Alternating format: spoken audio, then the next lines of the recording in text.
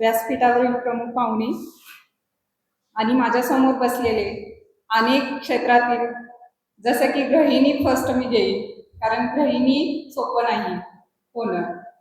त्याचबरोबर अनेक वेगवेगळ्या क्षेत्रातील उद्योजक असतील, शिक्षक असतील, किंवा कुटुंब प्रमुख म्हणून जी जबाबदारी फार मॅडमनी घेतली त्या असतील, किंवा माझ्यासोबत कार्यशाळेला आलेले सर्व विद्यार्थी असतील, खोत मॅडम असतील, आणि खोत परिवाराचं सुद्धा मी ह्या ठिकाणी सुरुवातीला नाव घेते.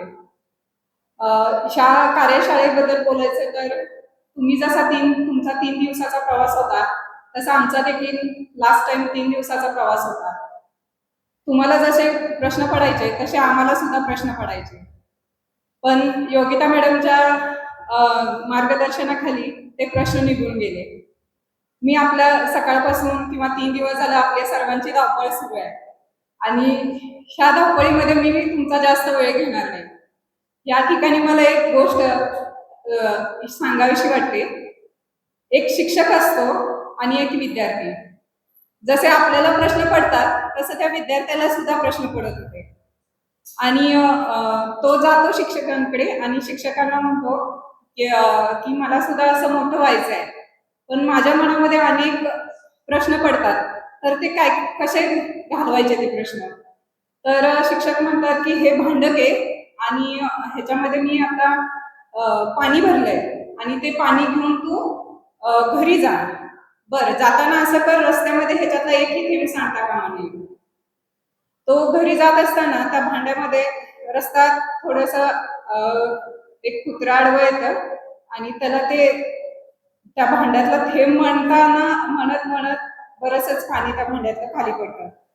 त्याच्या लक्षात येतं की आपल्याला शिक्षकांनी सांगितले घरी जाताना पाण्याचा थेंबही सांडायला नको, आणि ह्याच्यामध्ये तर मी भरपूर सांडते पाणी. परत तो रिटर्न शिक्षकांकडे येतो आणि त्यांना सांगतो की असं असं माझ्याकडून चूक झाली आहे आणि ते पाणी सांडलंय. तर शिक्षक म्हणतात, अरे मी त्या भांड्यात पाणी दिलं नव्हतं तुला, त्याच्यामध्ये बहुतेक ताक होतं, आठवतो. तर तो म्हणतो की नाही, त्याच्यात ताक नव्हतं, पाणीच होतं. तर शिक्षक म्हणतात, हेच तुला मला सांगायचं होतं की ते आपल्याला वाटत असतं की ते मी सांगतोय तुला की ते ताक होतं, पण त्याच्यामध्ये ते पाणी होतं. हे मलाही माहिती होतं, तुलाही माहिती होतं, पण तुझी भीती जी होती की मी घरापर्यंत जाईपर्यंत ह्याच्यातलं सांडेल का, किंवा मला जे प्रश्न पडतात, जे राग, लोभ, मोह, मत्सर, ह्या सगळ्या गोष्टी ज्या भांड्यात घेऊन, जसं की आता आपण कार्यशाळा करत असताना सुद्धा ह्या सगळ्या गोष्टी होत्या की मला बोलता येईल का, मी डायसवर जाईल का, मला माईक पकडता येईल का, ह्या प्रकारच्या त्या भांड्यामध्ये अनेक गोष्टी होत्या. आणि त्या भांड्यातल्या आपण ते जात असताना बाहेर पडल्यात. असं हे 3 दिवसाची कार्यशाळा झाली, तर त्याच्यातून ह्या सगळ्या गोष्टी बाहेर पडल्यात, आणि इथून आपण ज्ञानाचा साठा, जसं की माईक कसा ऍडजस्ट करावा, डायसवर कसं बोलावं, हावभाव आपले कसे असावेत, किती गोष्टीला किती प्रायोरिटी द्यावी, ह्या सगळ्या आपण ह्या 3 दिवसाच्या कार्यशाळेमध्ये शिकलो. त्या ठिकाणी मॅडम मी हे सांगावं असं वाटतं योगिता मॅडम की जसं आम्हाला समजलं की 3 दिवसाची कार्यशाळा आहे, तसं आमचं घरी लक्ष नव्हतं, सगळं कार्यशाळेकडे लक्ष होतं. आज इथून जाणाऱ्या प्रत्येक विद्यार्थ्याला सुद्धा इथून पुढे तसंच होईल की नाही, आपण त्या कार्यशाळेला जायला पाहिजे.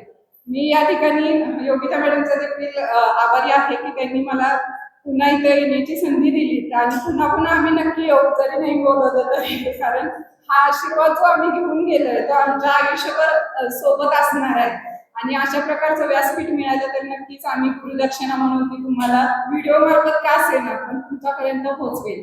मी आपण सर्वांनी माझं ऐकून घेतलं 2 शब्द, तसंच तुमचे देखील आभारी आहे की तुम्ही मला बोलण्याची संधी, संयोजकांचे आभारी आहे की त्यांनी मला बोलण्याची संधी दिली.